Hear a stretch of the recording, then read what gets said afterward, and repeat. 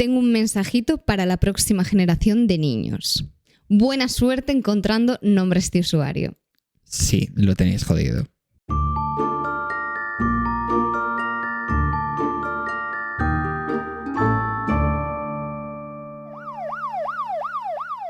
Muy buenas, yo soy Yayo. Yo soy Coral. Y estáis escuchando Sofá, Manta o Crimen. ¿Y qué? Sofá, Manta y Crimen. Ya claro, gracias Coral por decir el nombre de tu propio podcast. ¡Guau!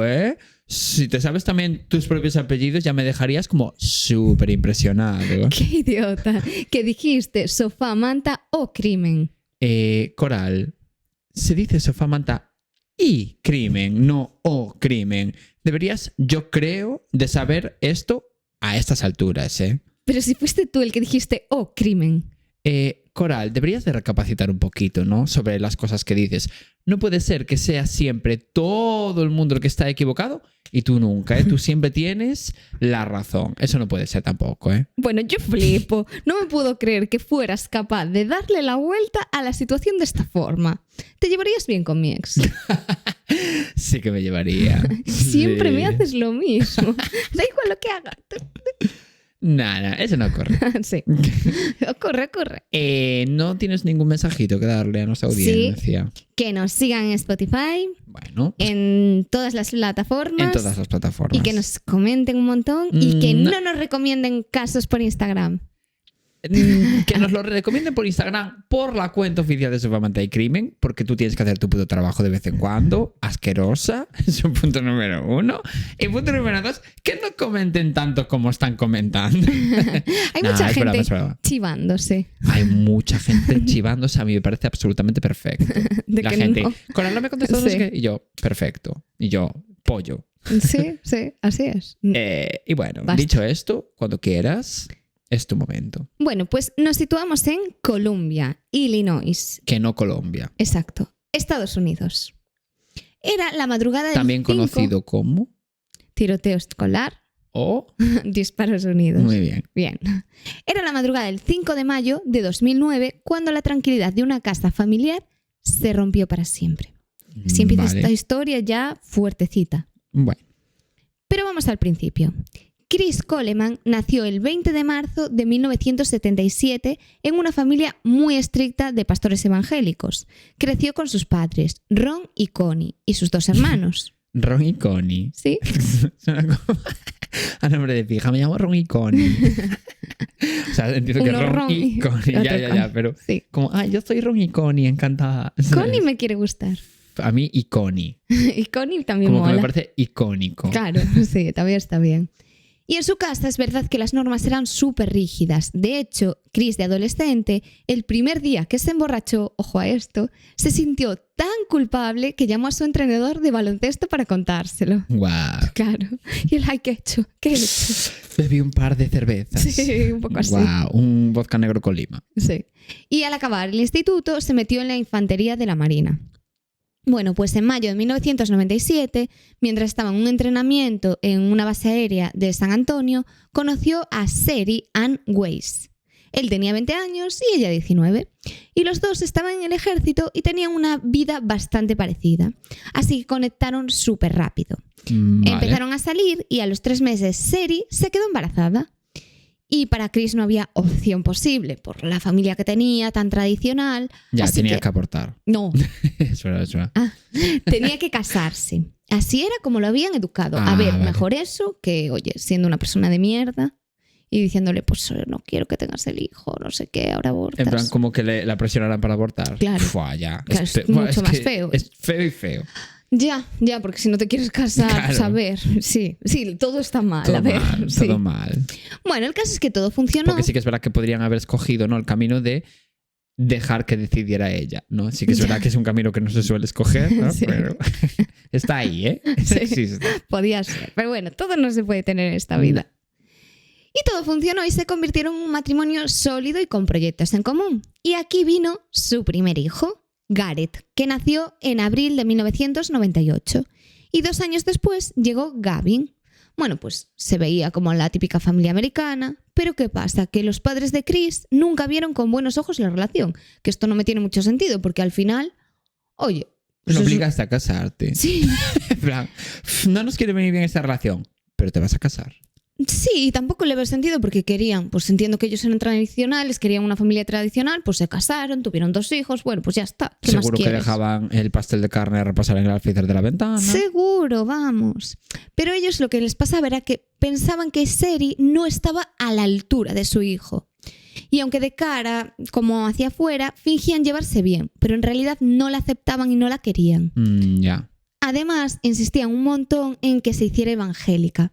Pero el problema era, que yo creo que era sobre todo esto, que venía de una familia católica y que tampoco era especialmente religiosa. Ya. Entonces esto yo creo que era lo que más les fastidiaba. Ya. Que no estuviera dentro de su team, de su religión. Ya. Bueno, iba a decir una cosa, a ver, no la puedo decir. No, da igual, vamos a dejarlo. Aún así, Chris y Seri se fueron a vivir cerca de la familia de Chris y se compraron una casa grande, 2 pisos, en Robert Drive. Pues esta casa fue donde pasó todo lo que voy a contar. Lo que va a pasar. Sí, todos los datos completamente turbios. Y a Chris le iba bastante bien el trabajo. Gracias a su formación militar, acabó siendo jefe de seguridad y escolta personal de Joyce Meyer. Que bueno, acordaros de este nombre porque sale varias veces. Ah, vale, pensé que era como una persona súper famosa, rollo de Lady Gaga. No, pero bueno, sí era un poco famosa. Ah, sí. Un poquito. Era una predicadora conocida. Bueno, el rollo, era una charcutera muy conocida. Era, en plan, Pero supongo que quiero decir, dentro de tu contexto Claro. de barrio, pues sí, la Pilarica es como una carnicera conocidísima. Ya. Pero hombre, yo entiendo que igual en la ciudad de al lado ya no. Bueno, ¿Sabes? a lo mejor para la gente de esa religión, barra lo que sea. Bueno, el caso es que Que nos lo Chris- comenten todos los evangelistas que nos están escuchando. Sí, por favor. Claro, y queremos que nos sigan escuchando. No, Entonces y- no nos vamos a meter con nada. Yo dudo que haya alguno, la verdad, porque yo creo que tenemos una serie de mensajes. No, hay mucha gente y luego se ofenden, así que hay que respetar Hay todo. una serie de pequeñas perfectas que nos escuchan, que eso sí que tengo constancia de ello, que son un grupo de monjas. ¡Ah! ¡Wow! ¡Qué maravilloso! Sí, hay un chiquito que nos comentó un día en Spotify como que les pone el podcast todo el rato a como las monjas de un monasterio en el que trabaja. ¡Ay, qué divertido! Pero imagínate, me lo invento. Él trabaja, pues yo qué sé, en la limpieza de allí, ¿no? Pues le pone a las monjas el podcast. Y las monjas todo el rato como que se lo piden a lo, ay, pues no está tan... Ay, Y me mira que parece tú y yo, maravilloso. como ponemos de pingando, ¿no? Pero da igual. En fin, vamos a hacer como que... ¡Qué divertido! Ya. Vale, pues Chris ganaba unos $100,000 al año, que no está nada mal. Muy bien. No, ganaba muy bien. O sea, como que tenía muy buen Son trabajo. $100,000 más al año de los que ganamos tú y yo. Sí.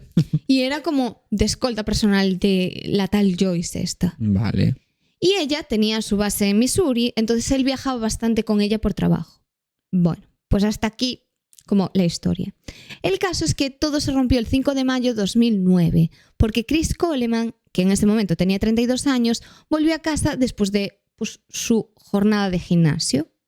Y estaba súper preocupada ese día porque Seri no le respondía a los mensajes y le parecía raro porque solían hablar bastante y no contestaba. Entonces, ya bastante nervioso, decidió llamar a su vecino, que también era su amigo, y era detective, Justin Barlow. Vale. Y lo llamó para pedirle que se acercara a su casa a ver qué pasaba hasta que él pudiera llegar, porque estaba como bastante lejos. Entonces, bueno. Además, hay que sumarle el hecho de que toda esta situación era mucho más tensa porque en los últimos meses Chris había recibido varias amenazas extrañas y perturbadoras. Y hay que acordarse de esto porque es muy importante para la historia. Vale, que recibía amenazas. Claro, entonces él estaba asustado. Y Justin Barlow no tardó en llegar a la casa y llegó allí con un policía. Y nada, fueron a la puerta y al llegar a la casa vieron algo muy raro. Había una ventana del sótano que estaba abierta. Y ellos decidieron entrar por ahí y bajaron a la planta baja mientras iban llamando en voz alta a Seri y a los niños. Y enseguida notaron como un olor bastante fuerte, como a pintura. Ellos iban con las armas preparadas y andando con cuidado, pero en realidad no escuchaban ni un solo ruido, todo estaba en silencio. Bueno, pues al llegar al comedor se encontraron con algo que les heló la sangre. en las paredes y sobre los marcos de las fotos familiares había frases pintadas con spray rojo y se podían leer cosas como «Yo siempre estoy mirando», «Han pagado» o «Castigados». Ya. El caso es que siguieron subiendo hacia el primer piso donde estaban las habitaciones y ahí ya se encontraron con una escena completamente terrible. Porque Sherry, que en ese momento tenía 31 años, estaba en la cama. Garrett, de 11, también estaba en su habitación, debajo de unas sábanas con más letras rojas. Y Gavin, de 9, estaba debajo de su cama, con las piernas colgando. Los 3 estaban muertos. Ay, Dios. Ya. No lo vi venir para nada. Tenían marcas en el cuello y los habían estrangulado uno a uno con una cuerda. O sea que ya la historia empieza dura. Bueno, pues a todo esto eran las 6:59 y los peritos aún estaban en shock, estaban recogiendo pruebas y huellas. Y en ese momento fue cuando llegó Chris y se bajó del coche corriendo porque es que se temía lo peor. Y un policía lo paró en la puerta y no le dejó entrar.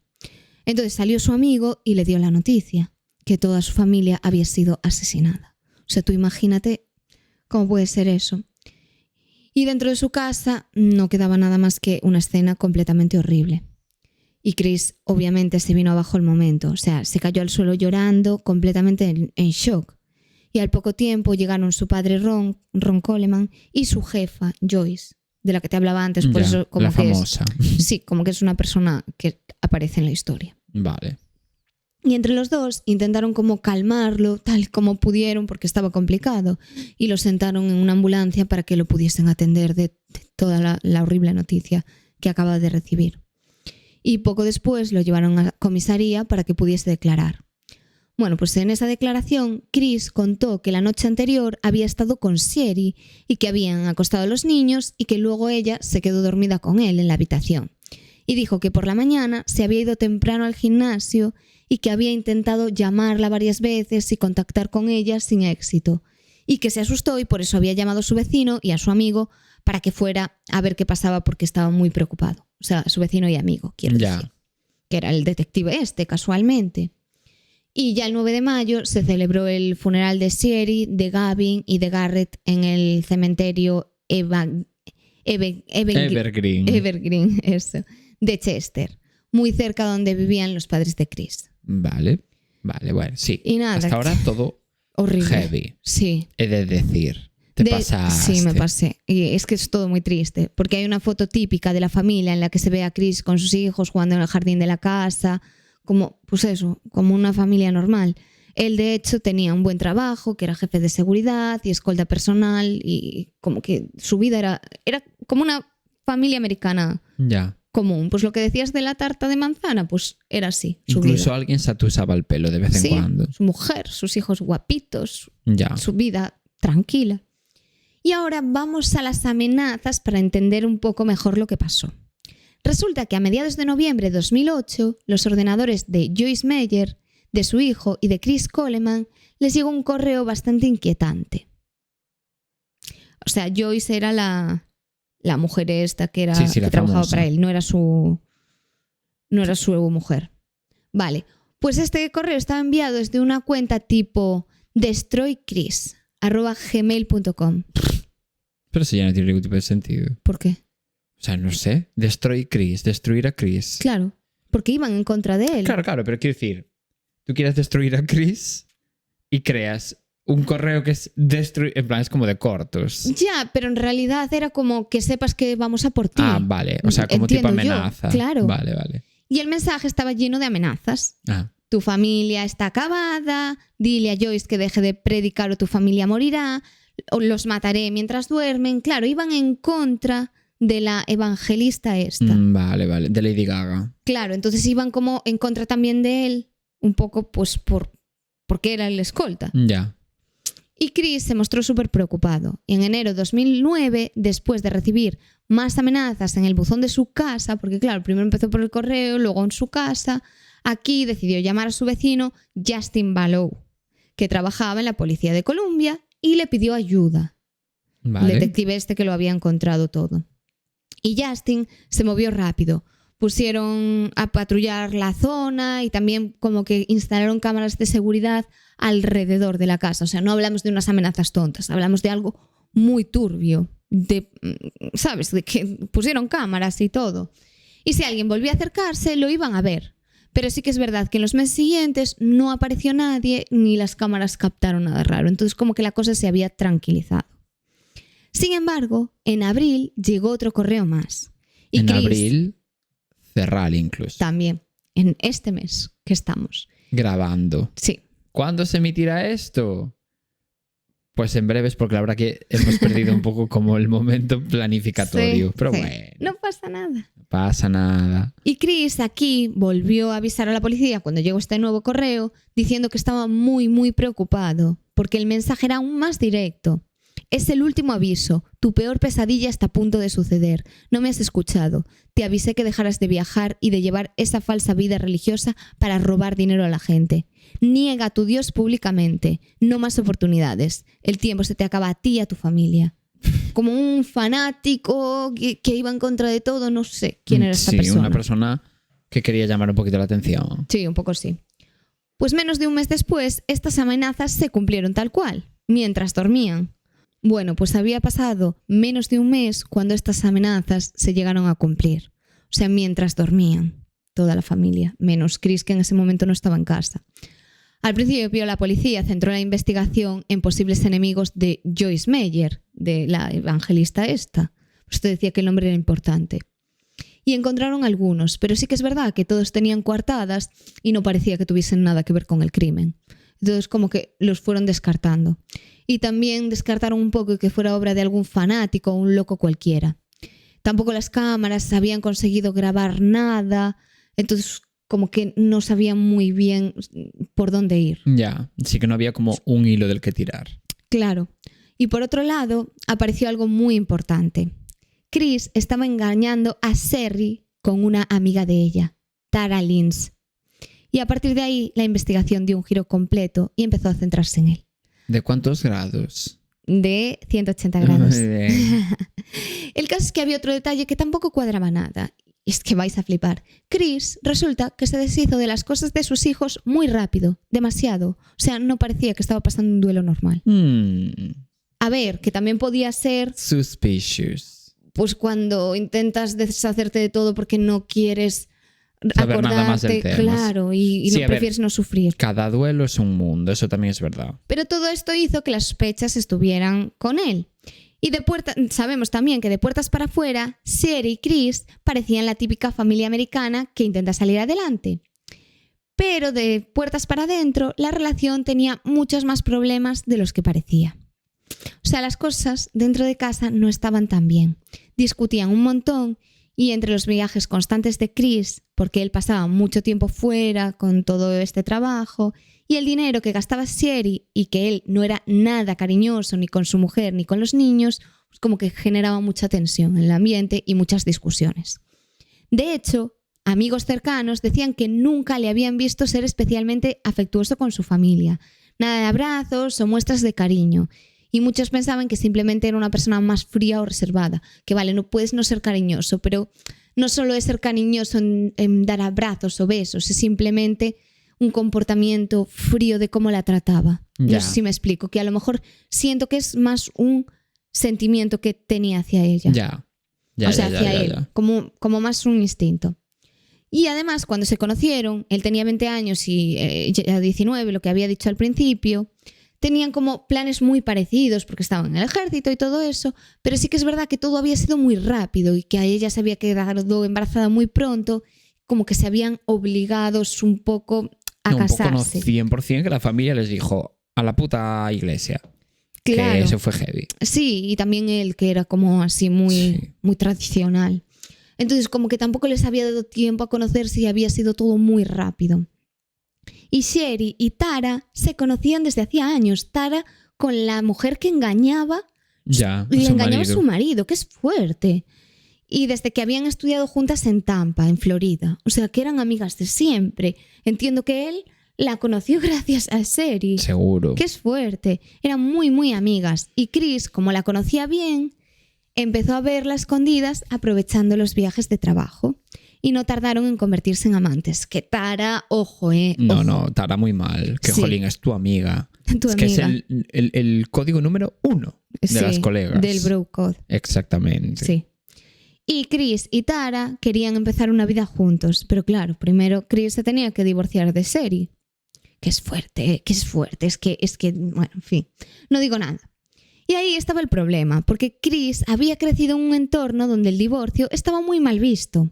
Además, temía que su jefa Joyce Meyer, que también tenía como una moral muy estricta, porque claro, era de... Porque era Lady Gaga. Sí que es También. verdad que Lady Gaga es súper estricta. No, pero como era evangélica, pues como que No, tenía ya. miedo a que romper esa familia e irse con su amante, que estoy de acuerdo en este caso con Joyce Meyer, pues que lo despidiera por adulterio. Y eso le daba muchísimo miedo, como Ya. esa imagen y perder un trabajo en el que estaba ganando muchísimo dinero. Ya. Pues lo que opinasen los demás le importaba. Y a ver, en este caso sí que tenía sentido que le afectase porque a lo mejor esta persona sí que se lo tenía en cuenta. Sí, no, Claro. 100%. Claro, no es como otros casos que dices tú, pero ¿qué más te da? Todo por conservar la imagen de los demás. No, No, aquí... no, en este caso conservar tu trabajo. Exacto, claro, claro. El caso es que la policía siguió investigando y siguiendo el rastro digital encontraron un montón de pruebas en su contra. Porque la dirección desde la que se enviaban los correos con amenazas llevaba directamente a uno de los ordenadores de Chris. ¿Cómo puede ser tan idiota? Es que por eso Es sí. que claro, sí. Es que a mí ya me parecía que ese correo ya era de cortos. Sí, pero bueno, no te lo quería decir. Y al revisar el móvil de Sherry y el portátil de él, vieron que el matrimonio estaba fatal y que ella ya sospechaba que él tenía un amante. Incluso encontraron mensajes en los que Sherry le contaba a sus amigas que Chris había cambiado muchísimo de comportamiento. Y el 27 de diciembre de 2008, a las 11:25, Sherry le había escrito a una amiga diciendo que Chris quería divorciarse. Y a otra llegó a decirle algo como que pone los pelos bastante de punta, que era: si algo me pasa, fue Chris. Que ya tenías que haber visto cosas muy turbias. Exactamente. Claro. Y aún así también decía que le quería y que quería intentar arreglar las cosas, aunque se quejaba de que él ni siquiera era cariñoso con ella ni en la intimidad. O sea, como que yo creo que al final tenía esperanza porque eres una persona con la que llevas un montón de tiempo, tienes 2 hijos, pero algo debió de ver ella para decir, esta persona es chusma y puede hacerme algo Sí que en algún vio que momento. su vida al final corría peligro. Sí, lo tuvo que ver. Y cuando analizaron las pintadas rojas de la casa, los expertos en caligrafía dijeron que la letra era de Chris. Es que es fuerte. Porque al final, aunque cambies la caligrafía, si hay una persona que controla de eso, lo detecta. Sí, hombre, claro. Y además, una detective llamada Carla Hein encontró un recibo de compra de un spray rojo de la marca Rush Oleum. Bueno, Sí, no importa mucho la no marca. Y él lo había comprado en una tienda. Que aquí no se le va a hacer publicidad gratuita a Rush Oleum. No. Y este era el mismo tipo de pintura que se había usado en las paredes. Entonces, claro, es que eres muy tonto, te lo juro. Eres muy tonto. Claro, un nivel heavy, porque te pillan con el correo, te pillan con el spray. Pero me encanta O sea, cuando la gente es corta. O sí, sea, sí. no, lo odio con todas mis fuerzas. Pero en este caso, me encanta cuando los asesinos son cortos. Y el típico caso donde encuentran un ticket o un recibo o algo así. De verdad, ¿por qué te lo guardas? Corto. No lo vas a devolver. No, es que claro, es que es eso. En plan, uy, por si acaso me arrepiento. Claro, que ojalá se hubiese arrepentido porque así no hubiese hecho lo que hizo. Ya. El caso es que las autopsias confirmaron que los 3 habían muerto estrangulados, como sabíamos, y surgieron un montón de preguntas. Pues, ¿cuándo lo había hecho? En plan, ¿a quién había matado antes? ¿Cuánto había tardado? Y cómo alguien podía llegar a hacer algo así a su propia familia. Ya. Porque aquí ya no había dudas de que fuera Chris. Hombre. Todos lo sabemos. Al principio puedes decir, ay, pobre. Pero claro, luego vas viendo cómo se van cayendo todo. Y el forense situó las muertes entre las 3 y las 5 de la madrugada, antes de que Chris se fuera al gimnasio. Y eso tiraba por tierra su coartada completamente. Todo indicaba que los asesinó antes de salir y que luego montó toda la escena. Por eso había llegado súper temprano a casa, porque ahí, bueno, hacen vida antes, pero él ya los había matado antes. Ya. Hacen vida antes. Hacen venga. vida antes. Y no encontraron ADN de nadie que no fuese ajeno a la familia en toda la casa. Entonces ya esto era raro. Y la ventana abierta no había sido forzada desde fuera. Y el ADN que encontraron, que estaba debajo de las uñas de Sherry, coincidía con el ADN de Chris. Así que se suponía que él había había atacado a Sherry y ella había intentado defenderse y le había arañado los brazos.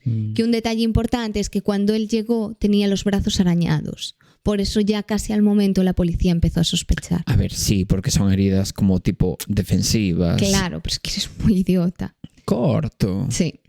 Y bueno, las preguntas estas, la verdad, las respuestas solo las tiene Chris y nunca lo ha contado. Y mientras tanto, su relación había seguido. Llevaban juntos, o sea, la relación que tenía con su amante, sí. Llevaban juntos desde noviembre de 2008 y ella trabajaba de camarera en un bar y él incluso le había pedido matrimonio. Pero claro, antes de divorciarse de su mujer. Entonces como que ya tenía la cosa esa de irse a casar con ella. Pero claro, ¿qué tenía que hacer antes? ¿Divorciarse de su mujer? No, asesinarla. Es fuerte. Sí. Antes que... O sea, como que... No tiene sentido. ¿te parece un pecado mayor divorciarte que matar? Es que a mí ya nada me sorprende porque como ya lo hemos visto en más casos, Ya. es como... bueno, otro más. Por lo menos va a perder su trabajo, pero es bien triste. Bien porque encima, triste. si eres tan creyente, no creo que esté muy aprobado en tu religión matar, Digo yo. sinceramente. Y el caso es que el 19 de mayo de 2009, Chris Coleman fue detenido en casa de sus padres, en Chester, y aquí lo acusaron de haber matado a su mujer y a sus 2 hijos, aunque él dijo que era inocente. Y todo el juicio empezó en abril de 2011 y se celebró en Illinois, aunque el jurado fue elegido como en otro estado para asegurarse un poco de que fuera imparcial y que no pues, se conociera la gente, los rumores de allí. Y Chris, por miedo a que le pasara algo, iba a las sesiones que tenía con chaleco antibalas, que siento que es un outfit muy de Estados Unidos. Sí que lo es. Porque aquí ves a alguien con chaleco antibalas y dices, no puede ser, ¿dónde lo consiguió? Sobre todo es uniforme escolar. Muy, muy, muy un uniforme escolar.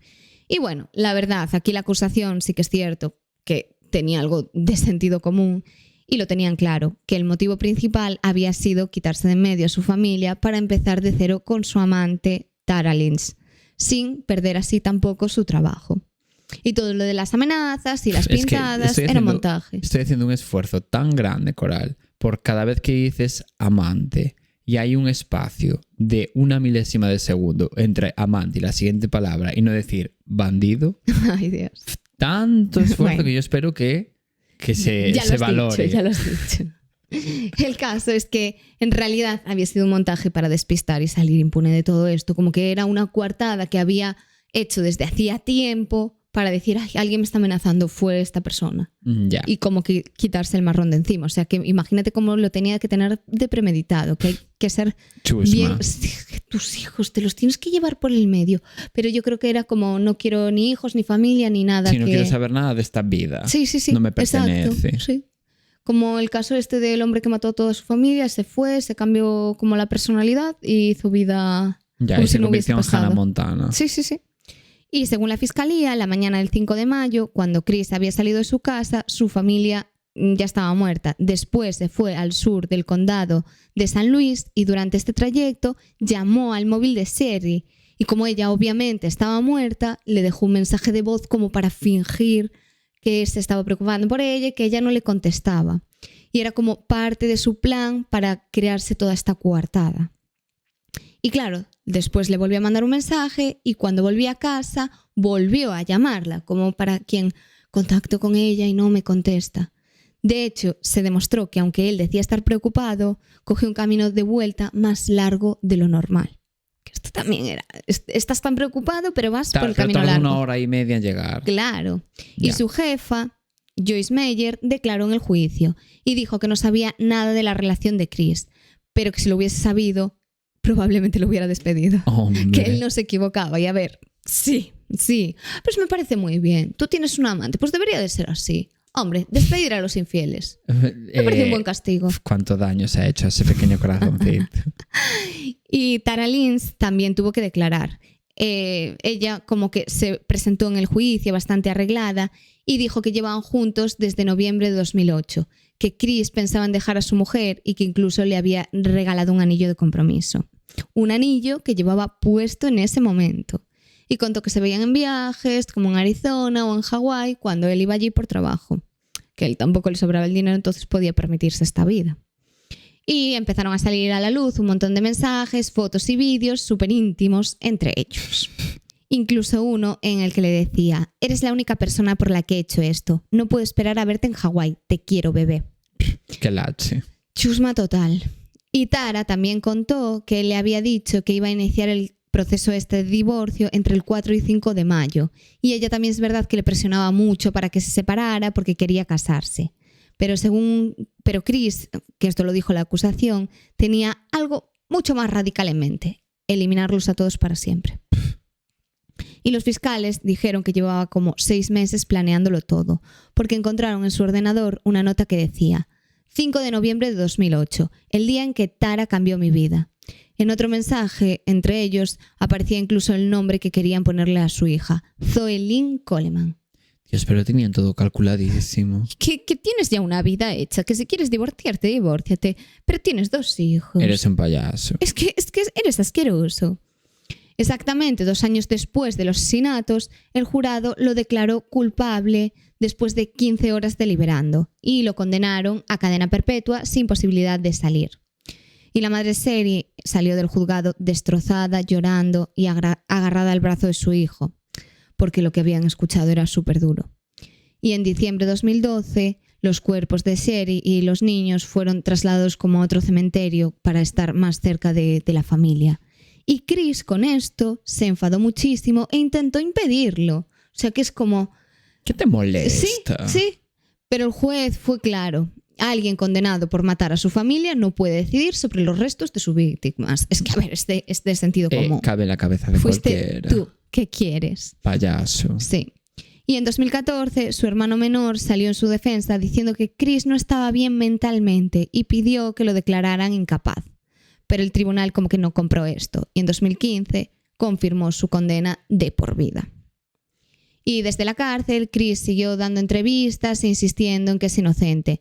Y dice que sí que es verdad que estaba con Tara, pero que todo había sido una venganza relacionada con su trabajo con Joyce Meyer. Sigue en las mismas y no hay quien lo saque de ahí. Él dice que es inocente. Con ese bucle que nadie se cree. Que nadie se cree. Y en una entrevista que hizo poco después, contó que tenía como 2 portátiles y que nunca llevaba los 2 a la vez.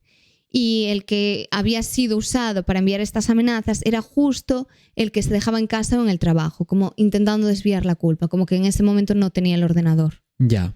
Que alguien se lo había quitado. Que nadie se lo cree. Ya.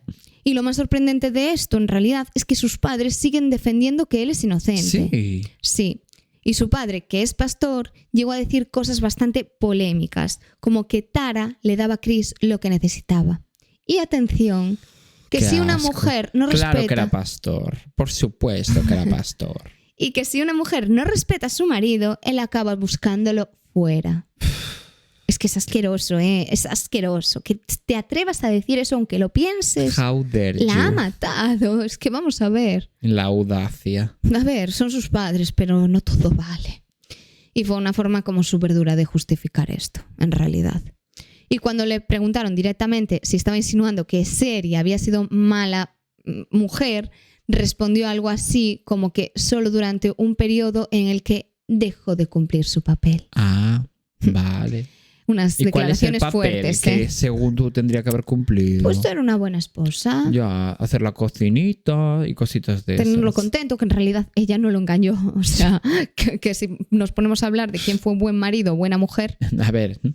A ver, solo uno mató al otro. Bueno, ya eso para empezar. Partiendo Pero es de que ahí. encima era él el que la engañaba. Exacto.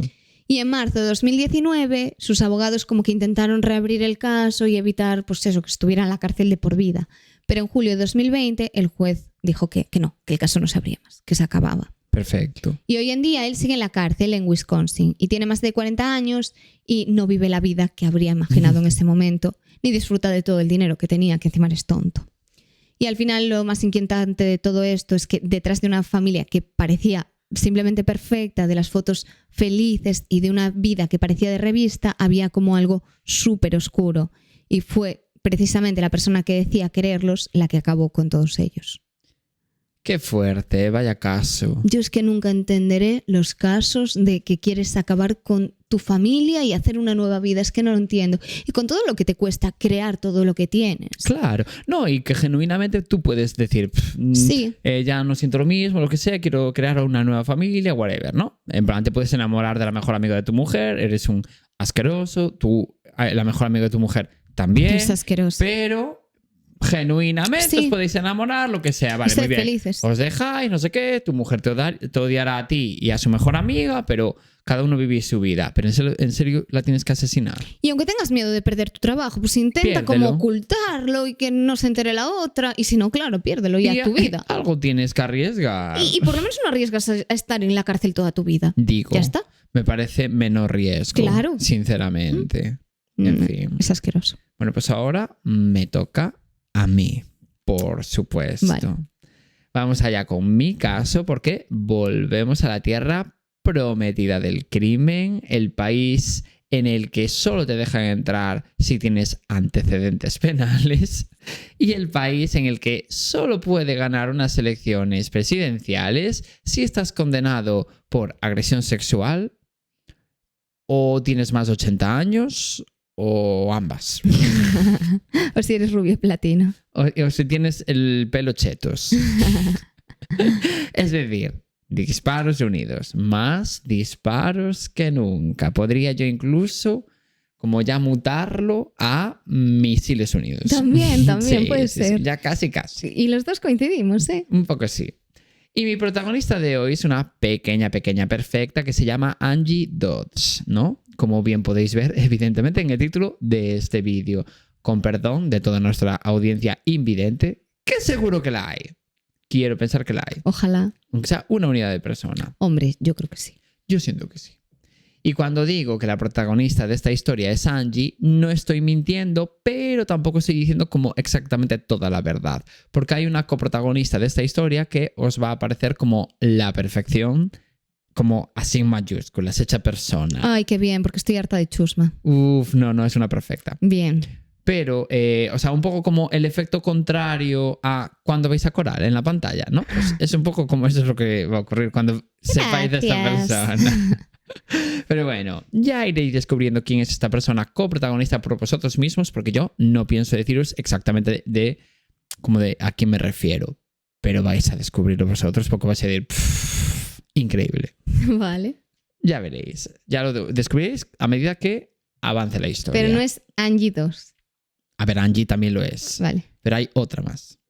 Angie Dodds nació en el año 1977 en Vancouver, que es una ciudad que está como en el estado de Washington, en Estados Unidos. No el Vancouver de Canadá, que es muchísimo más divertido por el simple hecho de estar en Canadá. Ya. Que es un poco como el hermano guapo y listo de Estados Unidos. Sí, Canadá es muy guay. Y ellos como que fingen que es al revés, ¿eh? Como que Estados Unidos dice, nosotros somos el hermano guay.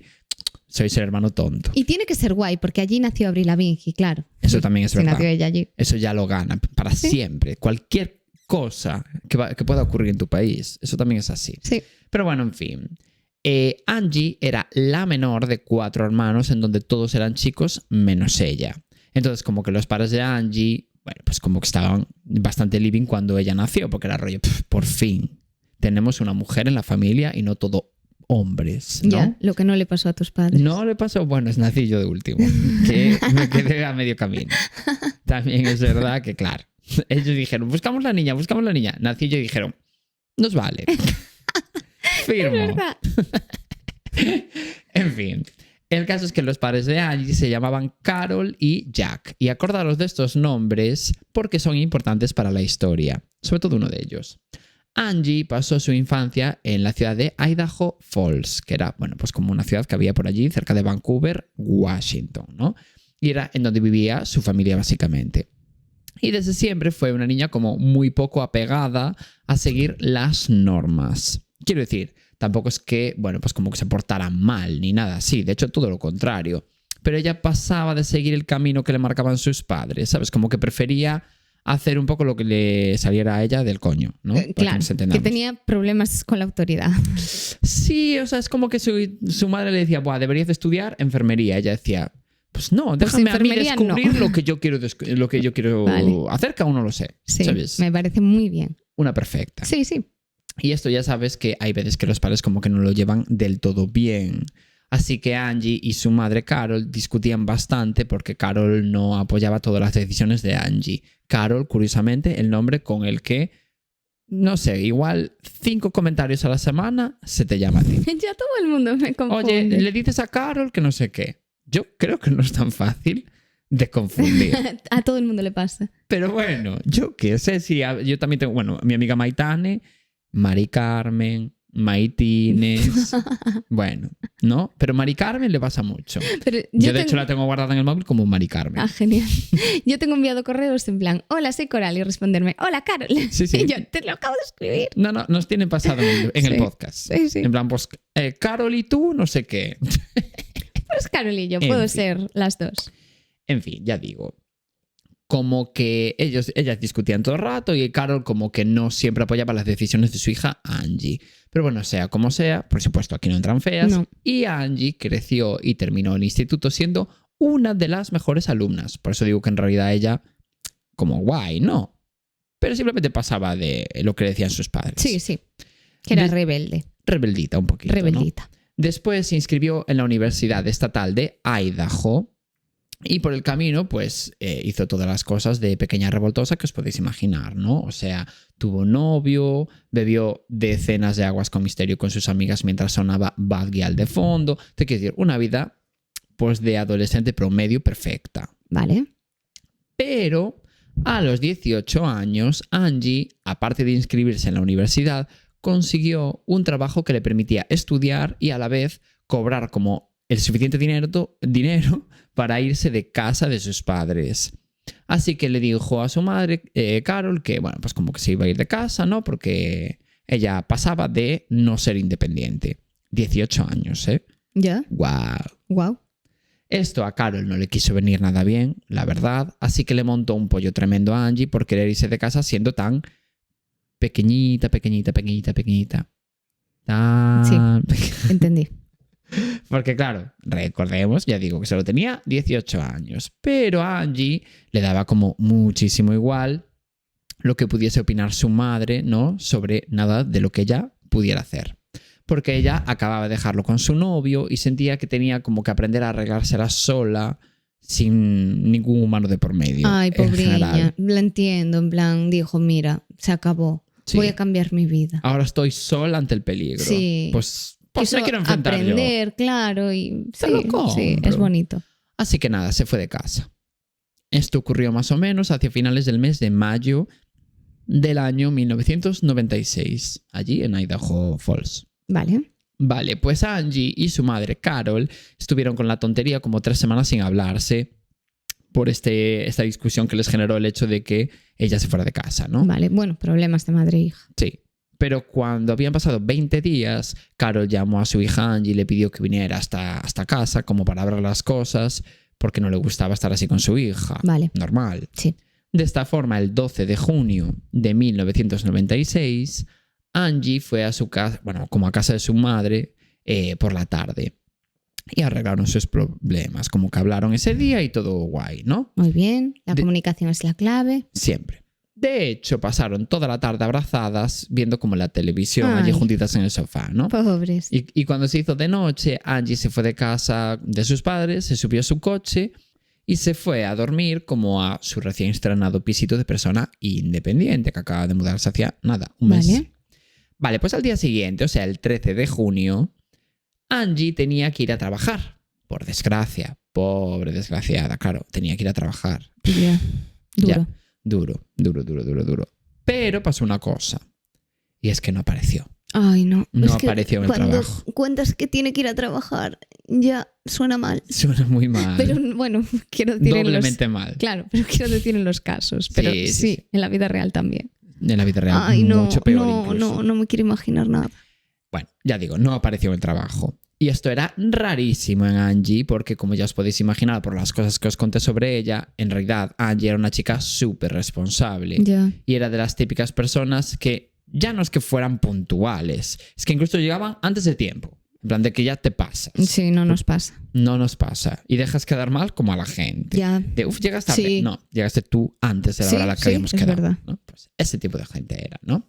Así que era rarísimo que no fuera a trabajar. Así que sus compañeras se preocuparon y la intentaron llamar por teléfono al teléfono fijo de casa. Porque claro, recordad que estamos hablando del año 1996 y los móviles, pues como que no, ¿no? Pero nada. Pero existían. ¿eh? Existían, pero no estaban como Ya. masificados. Sí. Y menos en una chavala de 18 años. En plan, la gente no los llevaba, la mayoría. Sí, creo que se inventaron los móviles en 1900... No, Te lo me vas a lo voy a inventar. inventar. Pero el otro día lo vi y como que hablamos sobre cuándo se inventaron los móviles y sí que existían hacía ratito. Sí, pero cuando decimos eso, yo siempre me refiero a no lo tenía todo el Utilizarlos, sí. mundo, Sí, ¿sabes? sí, claro. Existía, hombre, sí, claro, pero tipo, es como internet. Había internet se inventó tipo en los 60 y pico o algo así, pero de forma masiva cuando llegó a los hogares, al menos en España, en principios de los 2000. Eso es así. O finales de los 90 como mucho. Sí. Te quiero decir, bueno, el caso. Pero nada, Angie no contestaba el teléfono cuando la intentaron llamar al teléfono fijo, tal. Así que dos de sus compañeras decidieron ir directamente a casa de Angie para ver si estaba bien, porque bueno, como que sabían en dónde vivía, ¿no? Que era en la calle 1, en el número 444 de Idaho Falls. Intentar recordar esta dirección, sobre todo la calle. Vale. Aunque sea porque no dividir calle 1. Ya te iba a decir por qué nos cuentas la calle, pero Bueno, vale. calle vale. 1. Entiendo que es importante. A todo esto ya eran como las 11 de la mañana con la tontería. Pero nada, timbraron a la puerta y Angie no abría. Así que se fijaron que en su terraza había como un vaso, como un mítico de plástico de cumple, con un montón de cigarrillos dentro. ¿Sabes? Como si Angie hubiese fumado ahí la noche anterior con más gente Sí, o algo así. como una especie de fiesta o reunión. No, en plan, como, yo qué sé, como, imagínate, como si dos vecinos estuvieran fumando juntos Sí. esa noche Sí. y tiraran sus cigarrillos dentro de un mismo vaso. Como que se notaba que Angie no pudo haberse fumado tipo 5 Sí, cigarros. que había estado con alguien. Sí, Exacto. Entonces, bueno, como que eso les llamó la atención. A ver, podía estar acumulados los cigarros desde hacía días. Pero Ya. ellas simplemente como que eso les hizo sospechar. Intuyeron eso, sí. Sí. Así que les dio mala espina y decidieron abrir la puerta directamente y ver con sus propios ojos si Angie estaba dentro o no. ¿Y cómo abrieron esa puerta? ¿La forzaron? ¿Estaba ya abierta? Muy buena pregunta, Coral. Qué pena que yo no tenga una respuesta, ¿no? Bueno, Porque no la encontré en la única unidad de sitio de donde saqué la info de este caso. pues a lo mejor estaba abierta o forzaron un poco y abrieron. A ver, yo lo que supongo es que le pidieron a Coral, ¿no? Una de sus múltiples herramientas para hacer allanamientos de morada, ¿no? Cada vez que espía a alguien. Ah, Pero no puedo confirmar tampoco, entiendo. la verdad. Vale. Solo puedes confirmar tú, pero entiendo que por motivos legales no procede. Ya. En fin. El caso es que al entrar dentro de la casa, las dos compañeras fueron mirando como habitación cuarto por cuarto, ¿sabes? Hasta que llegaron a la habitación de Angie. Y allí se encontraron algo terrible. Y es que efectivamente estaba Angie, pero estaba muerta. Estaba su cadáver allí en la habitación. Ay, Dios. Entonces, claro, fliparon obviamente y llamaron a la policía al instante. Y después de eso decidieron llamar a Carol, la madre de Angie. Pero cuadró que Carol no contestó en ese momento el teléfono. Recordemos, teléfono fijo. Ya. No estaría en casa. Sí, no era tan raro. Sí. Claro, igual estaba en la panadería, imagínate. Cuando llegó la policía, el cadáver de Angie estaba en el suelo, al lado de su cama, cubierta con una sábana llena de sangre y debajo de ella había una alfombra que también estaba llena de sangre. O sea, como que, quiero decir, como que la persona que asesinó a Angie lo había hecho de una forma bastante heavy como para que dejara semejante riego de sangre Dios, por allí. sí. Entonces la policía contactó con la familia de Angie y les contaron todo lo que había pasado. En ese momento el que contestó el teléfono fue Brent, que era el hermano de Angie, el hermano mayor. Porque la policía tampoco consiguió contactar con Carol, la madre de Angie. Porque estas llamadas todas fueron como con minutos de diferencia. Sí. Entonces realmente si las amigas de Angie no consiguieron contactar con Carol, la policía en ese mismo momento, 5 minutos más tarde, tampoco. Ya. Así que Brent salió de su casa y fue a la morgue a reconocer el cadáver de su hermana Angie. Dios, qué duro. Imagínate. Mientras todo esto pasaba, Carol volvió a casa y vio que tenía varias llamadas perdidas en el teléfono fijo. una de ellas del sitio en el que trabajaba Angie, porque como que tenía el número guardado. Así que les devolvió la llamada. Quien contestó le dijo que esperara un segundito, en plan como, hola, mira, soy Carol, la madre de Angie, no sé qué, no sé qué. Tengo una llamada perdida, ¿necesitáis algo? Y la persona que contestó le dijo, ay, espera un segundo. O sea, es como que esa persona no quería hablar con Carol y le dijo que él iba a pasar a la gerente. Entonces Carol se quedó un poco como flipando con que necesitara hablar con la gerente, en plan como que debía ser algo bastante importante. Entonces cuando la gerente se puso al teléfono le contó a Carol todo lo que había pasado y que su hija Angie estaba muerta y que la policía intentó contactar con ella pero que no fueron capaces, que se dirigiera a la comisaría lo antes posible. Vale. Carol no quería creerse que su hija estuviera muerta, Hombre. obviamente, así que cogió el coche y se saltó en total 14 semáforos, Dios. esto lo contó ella, hasta que llegó a comisaría, que le pudo haber pasado cualquier cosa, Dios mío, pero bueno, Ya. entiendo que la urgencia del momento. Sí.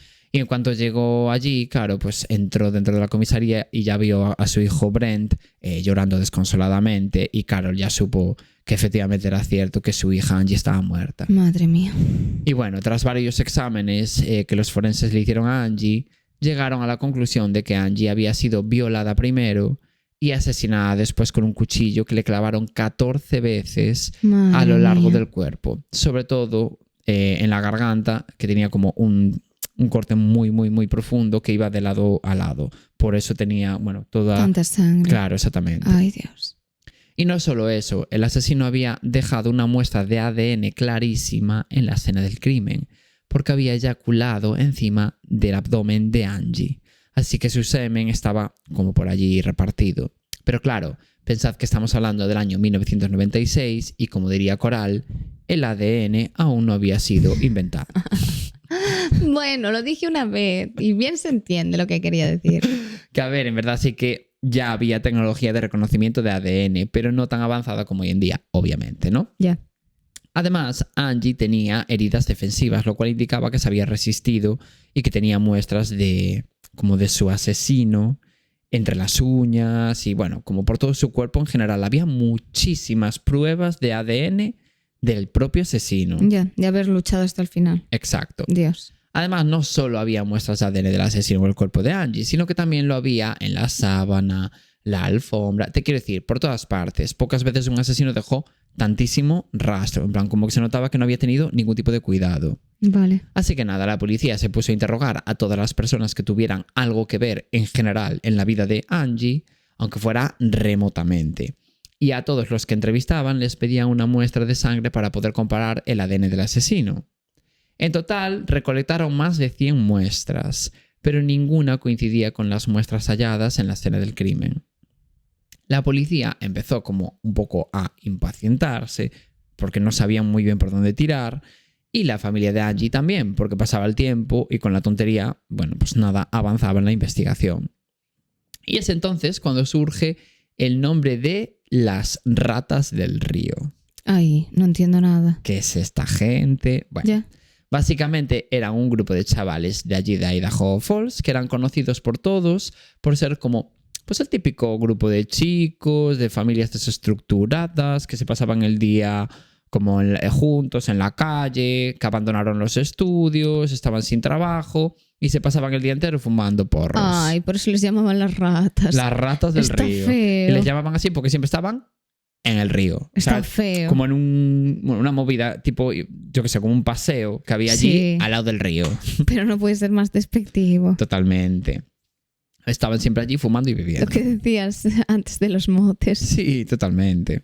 La cosa es que algunos amigos de Angie dijeron a la policía que a veces, pues como que ella iba al río a pasar el día, ¿no? Por ese paseo que había por allí, que en realidad era un sitio muy común para cualquier persona de la ciudad. Y agarrándose a eso, la policía como que empezó a sospechar que el grupo de las ratas del río tenía algo que ver con la muerte de Angie. Dijeron, buah, igual esta gente que es tan conocida Que en la es tan ciudad. gentuza. Exacto. Sí, así, ¿eh? Vale. Bueno, vale. pues uno de los chicos que formaba parte del grupo se llamaba Christopher Tapp. Acordaros de este nombre. Y tenía 19 años. Y el mejor amigo de Christopher se llamaba Benjamin Hobbs. también acordaros de este nombre. Vale, y como tenían edades similares, como que los relacionaron con su muerte también. Sí, bueno, como ya digo, como que entrevistaron a gente. Uy, pues le decía, imagínate, ¿ella por dónde solía ir? Y alguien dijo, buah, pues suele ir por el centro comercial, no sé qué, y por dónde el río. Y ellos, ¡ah! El río, donde están las ratas. Ya. ¿Sabes? Fue un poco como de ese palo. Sí, lo entiendo. Entonces ya digo, acordaros, Benjamin Hobbs y Christopher Tapp. Y Benjamin Hobbs también formaba parte de este grupo, obviamente. Vale. Ambos conocían a Angie solo de vista, o sea, no eran amigos ni nada así, pero sí que sabían quién era, entonces fliparon cuando supieron de su muerte. Bueno, pues atención, porque información clave en esta historia. En enero del año 1997, o sea, medio año después del asesinato de Angie, de repente, como que la gente en Idaho Falls empezaba a impacientarse un poquito con el caso, ¿no? Porque no tenían avances, y especialmente Carol, que iba todos los días pico pala, que ya no sé hablar, a comisaría a montar pollo y decirles que dejaran de comer tanto donut, que ya deberían ir parando.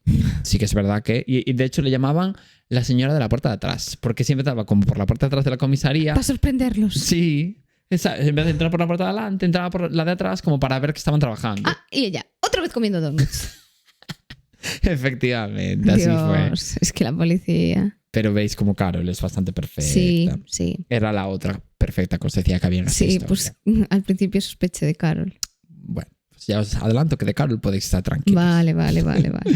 Pero entonces pasó algo que lo cambió absolutamente todo en esa fecha que os digo, ¿no? En enero de 1997.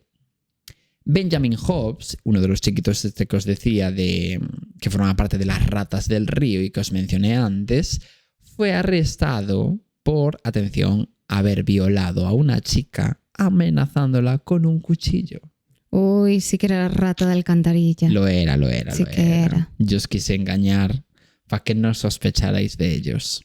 Era una rata de alcantarilla. Al menos Benjamin. Claro, esto era algo que se parecía muchísimo a lo que le había pasado a Angie, en verdad. Con lo cual, sospechoso, porque encima solo habían pasado 6 meses. Ya. Bueno, pues Benjamin Hobbs nada dijo cuando la arrestaron de su vinculación con Angie. Básicamente dijo que no la conocía de nada. Sí que es verdad que reconoció lo que le había pasado a la otra chica, a la que había violado y amenazado con un cuchillo. Eso sí que dijo que había sido él. Pero de Angie dijo, yo no la conozco. Vale. Así que la policía decidió entonces ir a por su mejor amigo, como quiero decir, a entrevistarlo para ver si sabía algo de info. Vale. Que es otro de los chiquitos que mencioné antes, Christopher Tapp. Ah, vale. Christopher tenía 19 años. Y cuando la policía le pidió que fuera a comisaría para ser interrogado sobre su mejor amigo Benjamin, como que él no se esperaba en realidad para nada lo que estaba a punto de pasarle. Le hicieron un interrogatorio tan duro y acusatorio que a Christopher casi le da un ataque de ansiedad allí delante de la policía. De hecho, la policía como que insistía en que su amigo Benjamin era el asesino de Angie, pero Christopher les repetía todo el rato que él no sabía nada del tema. Él no tenía ni idea de nada de esto. Vale, no quiero acusar. Veremos, no te adelantes porque no te vas a ver venir nada de lo que va a ocurrir en este caso, ya te lo puedo asegurar. Vale, por eso me voy a callar porque ya alguna vez te hablé de más. Y luego, bueno, puntito en la boca. Sí, exacto. Claro. Bueno, pues durante los siguientes 21 días, Christopher fue sometido a 9 interrogatorios distintos y otras 7 veces fue sometido a polígrafo. Vale. Pero todas y cada una de las veces Christopher decía lo mismo, que su amigo Benjamin no lo había hecho, en plan que no le había hecho nada a Angie, o al menos él como mínimo no sabía nada, porque también es verdad que podía ser que se lo hubiese hecho y él, ¿sabes? Y él no tener ni idea, sí. Claro, hasta que de repente pasó algo que no os vais a ver venir.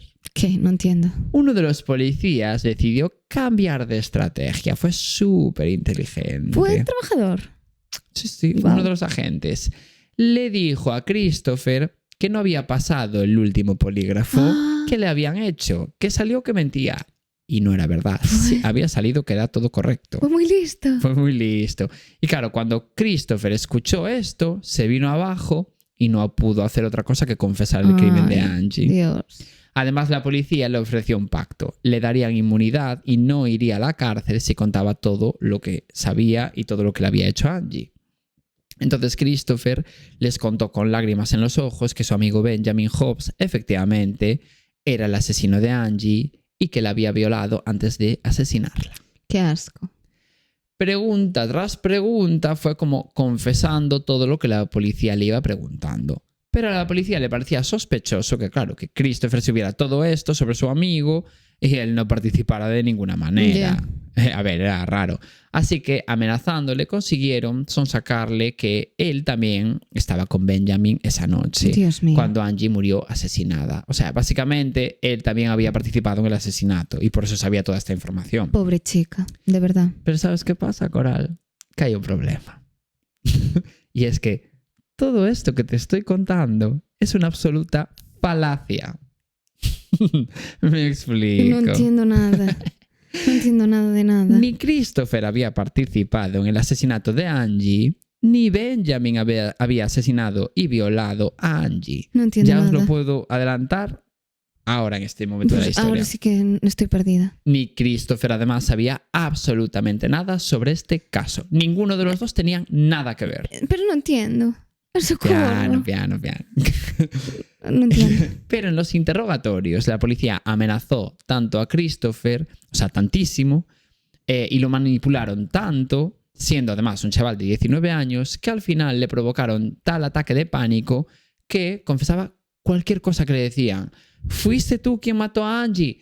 Y Christopher, fui yo. ¿Fuiste tú quien guionizó la escena de Rose en Titanic subida a una tabla en la que obviamente también cabía Jack y no dejó que Jack se subiera? Y Christopher, fui yo, no sé qué. Así ocurrió. Entiendo. O sea, como que todo el rato en los interrogatorios los agentes preguntaban y sugerían ya las respuestas según terminaba la pregunta como forma de manipulación. Y eso sumado a amenazas, pues como que todo esto lo hacía un poco como porque ante la falta de pruebas que condujeran a ningún sitio en el caso, la policía estaba muy interesada en cerrar el caso cuanto antes. Y como tenía una mínima sospecha de estos dos, dijeron, se lo manipularon para que confesara. Ay, pobre ratita. Claro. Tú también me manipulaste para que creyera que fue. Totalmente. Ay, no, me da mucha pena. Pero claro, yo también entiendo, te están ofreciendo como hacer un pacto, tú ya ves que A te eso están... voy. De esta forma la policía acusó a Christopher de asesinato y lo llevaron a juicio. El problema es que las pruebas de ADN que tenían no coincidían ni con Christopher ni con Benjamin. Genial. Pero eso a ellos les daba absolutamente igual.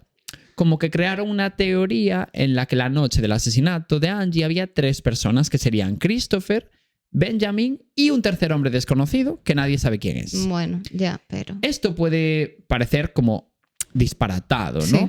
Pero entre que la policía tenía la confesión de Christopher grabada y que el abogado de Christopher resultó ser el peor abogado de la historia de los abogados, el jurado lo declaró culpable. Ostras. Y fue condenado a cadena perpetua a pesar de no haber ni una unidad de prueba en su contra y de haber declarado en el juicio que fue manipulado en los interrogatorios. Porque, efectivamente, lo que tú decías.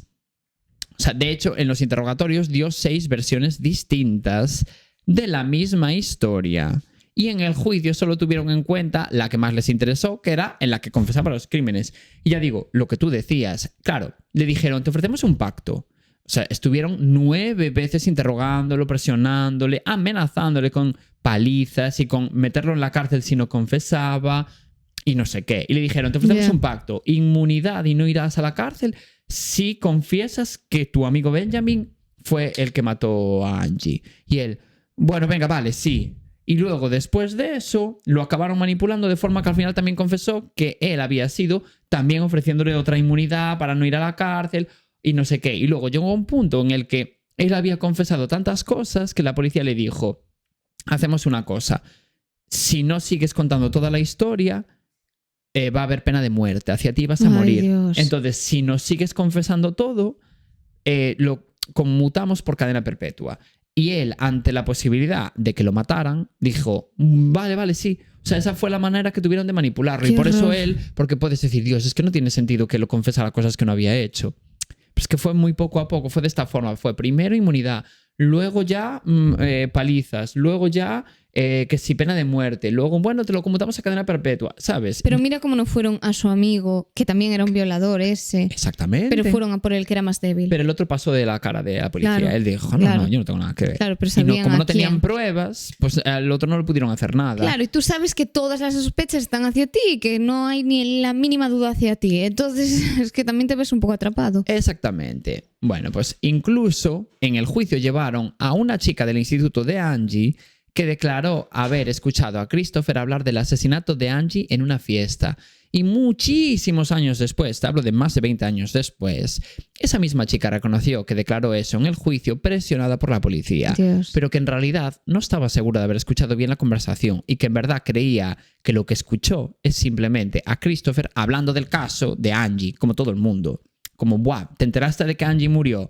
Y hablando de eso, y ella en su momento, pues como que dijo, va, le dijo a la policía, escuché a Christopher hablando de cómo mataron a Angie. Y la policía, ¿no será que hablaban de cómo él la había matado? Y ella, no me refería exactamente a eso. Y la policía, ¿estás segura de que Ya. no te referías? ¿Sabes? Y al final ella acabó confesando eso en el Dios juicio. O sea, mío. Ya, hasta pero ese bueno, nivel, ¿eh? Mal. En fin, o sea, muy heavy, de verdad, te lo digo. Y bueno, el caso es que todo fue un poco como, yo qué sé, como que fue manipulado muchísimo para que saliera como medio culpable Christopher. Sí. Bueno, Lo tenían clarísimo. A todo esto, Carol, la madre de Angie, al principio estaba living con que no se descubriera, o sea, perdón, con que se descubriera por fin al culpable de su Ya. hija, del asesinato, vaya. Y se alegró de la condena a Christopher, obviamente. Pero, poco a poco, como que ella se fue dando cuenta de que había muchísimas cosas sin resolver Claro, en este porque caso. quieres que salga el culpable, pero el culpable Claro. de verdad, no alguien que te inventas. No, y, por ejemplo, ¿quién era ese supuesto tercer hombre que también había participado Ya. en el asesinato? Y es raro, o sea, hay restos de ADN de un hombre, pero de estos chicos no. Claro, exactamente. Otra de las preguntas que ella quería que se resolviera es a quién pertenece el semen, por ejemplo, encontrado en Angie. Ya. Porque había un semen que no Sí. pertenecía a ellos dos. Entonces, quiero decirte, así que empezaron a pasar los años y para Carol toda esta historia estaba como incompleta. Ella necesitaba cerrar el duelo por fin por la muerte de su hija y todas estas dudas no se lo permitían porque en el fondo, bajo la teoría de la policía que salió en el juicio, ¿no? Uno de los tres culpables aún estaba en libertad, que era este tercer hombre misterioso. Y encima era el dueño, supuestamente, de las muestras de ADN. Así que ella se puso a investigar por su cuenta. De esta forma, en el año 2008, bueno, estuvo moviendo todo lo que te puedes imaginar durante años, hasta que en el año 2008 consiguió acceso a los interrogatorios grabados de Christopher, en donde él confesaba el crimen.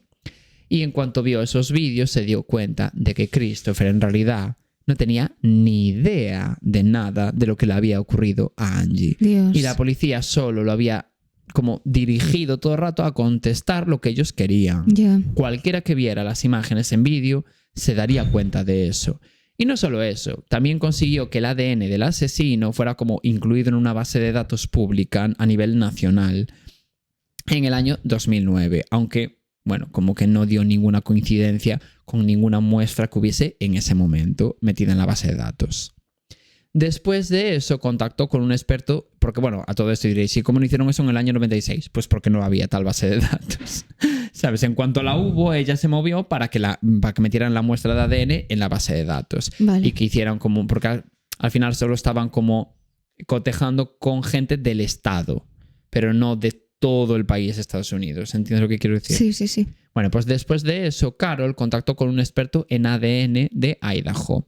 Y este le explicó que lleva años siguiendo el caso de Angie porque ya le había contactado a este mismo paisano, Christopher, desde la cárcel, como pidiendo que por favor le ayudara a salir de la cárcel, ¿no? Y porque además bajo su criterio, como que bajo el criterio de este experto, quiero decir, no hay forma posible de que 3 personas participen en una violación y un asesinato, pero solo uno de ellos deje muestras de ADN por todas partes. A ver, es de sentido común. A ver, para él era obvio que quien fuera el asesino tenía que ser una única persona y no 3. Ya. De esta forma, Carol se convenció definitivamente de que Christopher no era el asesino de su hija, si es que le quedaba algún mínimo de duda. Y que Benjamin tampoco lo era. Tanto es así que incluso habló con el propio abogado de Christopher, uno menos inútil que el anterior, Vale. y le dijo que tenían que sacarlo de la cárcel porque él no era el asesino de su hija. Carol se movió todo lo que pudo Dios, y pobre. con las grabaciones de los interrogatorios manipulados a Christopher en su mano, consiguió que Christopher apelara el juicio con la ayuda de un experto en declaraciones fraudulentas de la policía. Qué bien, cómo me alegro de que se aliasen los Sí, muy dos guay contra esto. la policía. Y en el año 2017, o sea, Hace nada. hace nada, la policía lo puso en libertad a Christopher después de llevar 20 años Ay, en la Dios. cárcel siendo inocente. Te destrozaron la vida. Totalmente. Paralelamente, Carol, mientras todo eso ocurría en el plano temporal de Christopher, ¿no? Ella siguió buscando al asesino de su hija, porque claro, ahora ya no tenía ni siquiera al que estaba en la cárcel por ello, ¿no? Y consiguió que la policía cotejara el ADN del asesino con una nueva base de datos que era aún más grande. Y gracias a eso, por fin, después de 20 años, hubo una coincidencia. Vale. Ah, no me esperaba esto. La hubo. No me esperaba encontrar a esa persona. Pues un director de cine de Hollywood llamado Mike Usry Jr. ¿Qué? Pero había sido un error. Ah, Tampoco era esta persona. madre mía. Le repitieron la prueba y en plan, pues como que dio no. Qué raro. Ya, había sido un error, simplemente. Como que sí que es verdad que tenían un porcentaje de, imagínate, más del 70% de coincidencia. Pero bueno, que podría ser que cuadrara que tenían un pariente lejanísimo de hace 300 años en común. Una O charrada. mal hecho, yo qué sé. O mal hecho, cualquier Sí. cosa. Entonces, bueno, Carol estaba ya como desesperada, no Ya. sabía qué más hacer. Hasta que es que hay muchos giros Yo de estoy guión. flipando. Hasta que a finales de 2017, por fin, el jefe de la policía cambió. Y Carol se presentó en comisaría para explicarle todas las lagunas del caso. Porque aún seguía, hasta hace nada, hasta este año, el mismo jefe de policía que, quiero decir, que mandaba en esa comisaría en la que se había manipulado tantísimo a Christopher y demás. Y él era el primer interesado en que el caso no se resolviera, porque si no, como que dejaría muy mal lugar a la policía por haber metido en la cárcel durante 20 años a una persona inocente. ¿Entiendes lo que quiero decir? Entonces, cuando el jefe de policía cambió, Carol dijo, esta es la mía. Y se presentó allí en comisaría y le explicó todas las lagunas que había en el caso. Y el nuevo jefe no solo la escuchó, sino que estaba medio de acuerdo. En plan, uy, sí, esto no tiene mucho sentido. Y él quería como resolver el caso también por la mala fama que le había generado a su departamento. Hombre. Claro. Así que en 2018... Mala fama que se buscaron, también te digo. Exactamente. Es que... Pues en el año 2018 la propia policía contrató a una especie como de eminencia en el análisis de ADN llamada Sissy Moore, que es Vale. otra perfecta, tercera perfecta en esta historia. Vale. Y esta chiquita como que introdujo el ADN del asesino en una especie de base de datos que genera como un árbol genealógico. O sea que con esa base de ADN puedes construir, Sí. rollo, el padre de tu padre, de tu padre, de tu padre, de tu padre tiene esto en común con el padre del padre del padre del padre de no sé quién. ¿Sabes lo que quiero decir? Sí, siento que ya lo hemos visto en más casos. Puede ser. Puede ser. Bueno, el caso es que con estos nuevos avances en... Claro, porque estamos hablando del año 2018. Ya había mogollón de nuevos avances en la tecnología de reconocimiento del ADN. Ya. Pues esta chiquita, Sissy Moore, armó un árbol genealógico, ¿no? Que se remontaba a cientos de años atrás en el tiempo. Madre mía. Un trabajo como que le llevó meses. Ya, ya, ya. La idea era ir como acercándose cada vez más, ¿no? A fechas actuales para ir acotando los sospechosos. Qué fuerte. Rollo, ¿cuántos descendientes puede haber de este matrimonio que tiene esta relación con el asesino? Vale. ¿no? Y imagínate, salen 25 personas. Pues de esas 25, ¿cuáles había con vida ese año? ¿Sabes? Como que la idea era un poco Sí, esa. sí, sí. No, está genial. Claro, bueno, pues con esta movida, de esta forma, descubrió que el asesino tenía que ser descendiente de un matrimonio celebrado en el año 1800. De entre los descendientes de ese matrimonio, Sissy Moore hizo una especie como de lista con 6 hombres, porque tenían que ser hombres. Es heavy lo que se puede descubrir Muy gracias al heavy. ADN. Muy heavy, de los cuales todos vivían a miles de kilómetros, excepto uno. que justo vivía en Idaho en Dios. 1996. La prueba perfecta. Perfecto. Aunque Idaho tampoco es que sea pequeñito. Pero le hicieron una prueba de ADN a esa única persona y no coincidía con el asesino. Pero ya yo... Es que es una montaña rusa de emociones. Bueno, vale. Así que nada, volvían a estar perdidos otra vez y no sabían ya por dónde tirar. Pero ya os adelanto que este caso está resuelto. Ay, menos mal. Lo está. Hasta que Sissy Moore se fijó en que entre los descendientes de ese matrimonio del año 1800 había un matrimonio que había durado muy pocos meses, tipo 4 meses, y que no habían tenido hijos. Entonces, como que no tuvieron una descendencia que ella hubiese incluido en esa lista de 6 hombres. No sé si me explico, ¿no? Porque bueno, como que esto es un poco complejo de entender. El caso es que, como que este matrimonio que duró tan poco, ¿no? No tuvieron descendencia, entonces no siguió investigando por esa línea del árbol genealógico y por eso esa inexistente descendencia no fue incluida en esa lista que hizo Sissy Moore con 6 posibles asesinos. Vale. Pero entonces a Sissy se le ocurrió que igual ese matrimonio que había durado tan poco sí que había tenido un hijo, pero que al nacer con el matrimonio ya terminado, o sea, cuando ya estaban separados, porque se separaron a los 4 meses, igual cuadró que la mujer en ese momento ya estaba embarazada, pero su hijo aún no había nacido, y que cuando ese niño nació, pues ya estaba en otra pareja, esa mujer, entonces tenía el apellido de otro hombre distinto. Bueno, mucho deducir, ¿eh? Dijo siempre, o sea, era una hipótesis. Sí, no, a ver, podía ser. Dije, oye, cabe la posibilidad de que esto ocurra, ¿no? Y que por eso parecía que ese matrimonio, ¿no?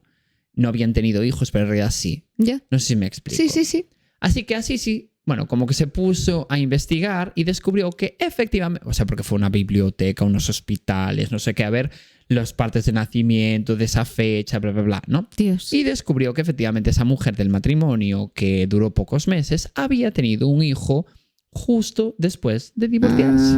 Sí, que podía haber sido que a lo mejor tuviese un hijo y que él hubiese pasado y ya. También puede ser, pero lo que había ocurrido es que estuvieron 4 meses juntos, ¿no? En casados, quiero decir, y esa mujer se había quedado embarazada cuando llevaban 2 meses de matrimonio. Vale. Entonces, cuando nació el niño, ya llevaban 7 meses separados de su marido y ella ya había iniciado otra relación. Entonces, ese niño tenía el apellido de otra persona. Claro, por eso no aparecía. Y no aparecía en el listado del árbol genealógico por eso, porque ya tenía otro apellido distinto. ¡Guau, eh!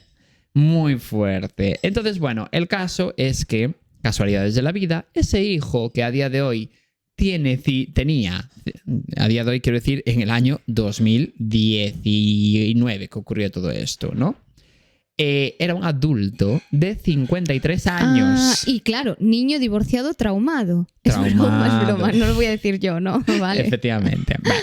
Pues casualidades de la vida, ya digo, este chiquito que ahora tiene 53 años había vivido en Idaho Falls justo en el año en el que Angie fue asesinada en 1996. Y no solo eso, sino que encima se mudó pocos días después del asesinato a otra ciudad. Sospechoso. He dicho niño divorciado.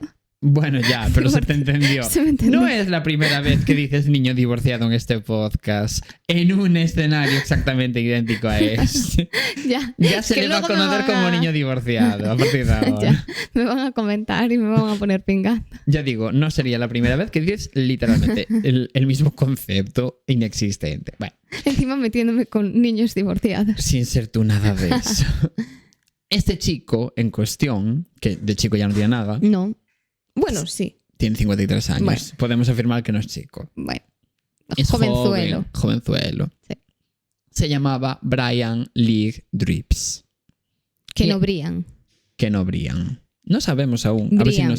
es No, Brian. Brian. Era Brian. Sí. Bueno, pues ya culpa mía. Sí. Y atención, no solo es que Brian viviera en esa época en Idaho Falls, es que vivía en la calle 1, en el número 459. Que si tenéis buena memoria recordaréis que es la calle en la que vivía Angie. Vale. Pero no solo la calle, es que vivía en la casa de enfrente A de ver. Angie. Ya. Que no puede ser tanta coincidencia. Vale, pues con toda esta info, la policía en el año 2019 empezó a investigar a Brian sin que él lo supiera para intentar conseguir una muestra de ADN. Y cuadraba que Brian fumaba muchísimo tabaco. Vale. Entonces la policía estuvo siguiéndolo durante días como con el coche, hasta que Brian un día tiró por la ventanilla del coche una colilla de un cigarrillo. Y la policía se dio cuenta, así que pararon el coche, recogieron el cigarro y cotejaron el ADN con el asesino de Angie. Y sorpresa, la coincidencia era superior al 99,99%. Vale. Y Te todo quiero cuadra. decir- Quiero decir, las colillas que había allí también podían ser. Efectivamente, cualquier cosa. Ese mismo año, el 15 de mayo del año 2019, Brian fue arrestado e interrogado. Y después de varios minutos con la policía, terminó diciendo la siguiente frase: sí, yo lo hice, la violé y aparentemente la maté. Y dijo eso de aparentemente porque no se acordaba con exactitud. Como acabó reconociendo en su propio juicio, como lo único que recordaba es ir hasta la casa de Angie con la idea de violarla. Pero estaba drogado de cocaína en ese momento y había tomado muchísimo alcohol. Y llevaba encima una navaja. Entonces él solo recuerda la parte de la violación, no lo que pasó justo después. En fin, como si Dios. fuera ya suficiente. O sea, como si no fuera suficiente acordarte de que has violado a una persona Ya. y fingir demencia. Ya. Es que encima sabes que luego esa persona, casualidades de la vida, murió y tú no dices, igual sí que fui yo. Dios mío, En qué fin. asco, sí. Brian fue detenido ese mismo día y su juicio se celebró en el año 2021, o sea, hace nada, Dios, en donde fue condenado a cadena perpetua, cómo me alegro que lo encontraron. igual que Christopher Tapp. Y bueno, hay una imagen como muy bonita de Christopher y de la madre de Angie, de la mano saliendo como del juicio en el que se condenó a Brian, ¿sabes? Como Jolín, pero estuvo 20 juntos. años en la cárcel. Sí, pero bueno, mira, por lo menos Sí. descubrieron no entre los dos, gracias a Carol, pero Carol fue la que manejó toda la investigación todo el rato. Ya. Y gracias a eso, Christopher está en libertad y Brian está en la puta cárcel. Sí, a la madre podía haberle cegado la venganza y al final... Justo, fue una persona razonable. Sí. En plan, esto no cuadra, ¿sabes? Sí. Y cuando Carol se enteró de la noticia, por un lado se alegró, ¿no? Pero le dio muchísima pena saber que la policía le había quitado 20 años de su vida al pobre Christopher, siendo una persona inocente. Y que encima la propia Carol le había pedido a la policía que analizaran el ADN del vecino de enfrente de Angie ¿En serio? el mismo día en el que empezaron con todas las entrevistas a los conocidos de Angie y todas estas movidas. Porque las pocas veces que Carol había visto como a este señor, le había parecido un turbio, porque hacía comentarios sexistas hacia Angie, en plan, qué guapa estás hoy, wow, no sé qué, una niña de 18 años. Comentarios sexuales. Bueno, sí. Sexistas, no, pero sexuales y sexuales también, sexistas, sí. ¿sabes? Como, Ya. quiero decir, como, Demasiado como fuera de lugar. cosificándola. Sí. Quiero decir, cuando era una niña de 18 años y en ese momento Brian, pues ponle, ya tendría Sí. 30 y pico. Sí, que tienes o 30. que ubicarte. Claro, exactamente. Entonces, a ella ya le había parecido un turbio. Entonces, como Y que se llevaba había dicho a la poco policía. allí viviendo y aún así ya había visto Exacto, eso. Qué exacto. asco, por favor. Pero la policía pasó de la cara de Carol en este momento, y por culpa de esto, entre otros muchísimos errores por Ya. parte de la policía, se tardaron 25 años en saber la verdad. Pero bueno, al final se por buscar descubrió. un culpable también donde no lo había. Porque a lo mejor eso no hubiese hecho perder tanto tiempo. Justo, porque tampoco es que la policía se inventó, o sea, sí, se inventó a un culpable, Sí. pero quiero decir, porque querían resolverlo rápido y ellos creyeron que Christopher era el culpable. Sí, sí. Quiero decir, luego ya eso llevó a que intentaran cubrirse las espaldas en años después, Ya. ¿no? Pero en el momento del interrogatorio, genuinamente creyeron que Christopher Ya. era el Ellos culpable. sospechaban porque les llamaban ratitas. Exacto, Claro. pero a ver. No tiene sois justificación. chusmo. Encima, si le veis la cara, pena que no lo vais a ver porque, claro, yo no voy a poner fotos. Hombre, no. Pero si le veis la cara a Christopher, diréis, es imposible que esta persona asesine a nadie. Hombre, a ver, si tienen dado... Claro. Sí, Sí. pero es que le vais a ver la cara de bonachón que tiene, que es un trozo de pan, por Ay. Dios. Que vais a decir, este que va a matar a nadie. Ay, como mucho puede matar a alguien de amor. Ay. De verdad. Bueno, los estereotipos, bien. No, pero de verdad. Se le ve cara de ángel. Pues sube la foto. Ya veré. No prometo nada. Qué duro este caso, pero bueno. lleno de giros. Sí, no me lo esperaba. Si hasta pensaba que había sido la madre, imagínate. No pensaste muchas cosas. Pensé Primero que era la muchas. madre, luego que efectivamente había sido Brian, luego Christopher, Luego el famoso luego este. el director de Hollywood. Sí. Luego la siguiente coincidencia que hicieron, luego no sé qué. Sí, Ya, sí, es que es muy sí. increíble. Es un caso increíble. Sí, Dios Pero bueno, mío. en fin. Capítulo largo otra vez. Sabemos que lo petamos estas últimas semanas. Sí, nadie puede decirnos nada. Puntito en la Así boca, que nos merecemos un seguimiento en Spotify Y buenas en notas todas partes. Y buenas en notas, cosas. que eso nunca lo decimos, valorarnos. Sí, que tenemos muy buena nota, pero queremos seguir teniendo. Más y más. Que de vez en cuando hay gente que sin querer llega al capítulo 1 del podcast y dice, 0. Y bueno, hasta la semana que viene. Hasta el lunes. Chao. Chao.